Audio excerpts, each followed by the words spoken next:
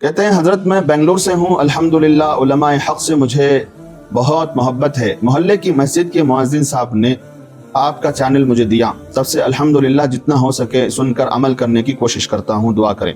सवाल यह है कि चंद दिन पहले मेरा निकाह हुआ तो घर वालों ने दूल्हा दुल्हन के रूम संवारने सजाने में 50,000 रुपये तक या उससे ज़्यादा भी खर्च कर दिए।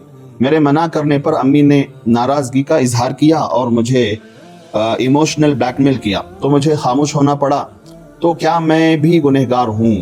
और इस तरह सिर्फ सजाने के लिए, संवारने के लिए पैसा बर्बाद करना कहाँ तक सही है? देखिए, दूल्हे साहब फजूल खर्ची और इसराफ से बचते हुए दुल्हा दुल्हन का जो कमरा है उसे हल्के फुल्के अंदाज में सजाने की गुंजाइश है, लेकिन उस पर हजारों रुपए जैसा आप कह रहे हैं बर्बाद कर देना, जैसा कि आजकल मामूल भी बनता जा रहा है, ये शरअन पसंदीदा अमल नहीं है। जो रकम ज्यादा हो वो दूसरे गरीबों पर खर्च की जाए।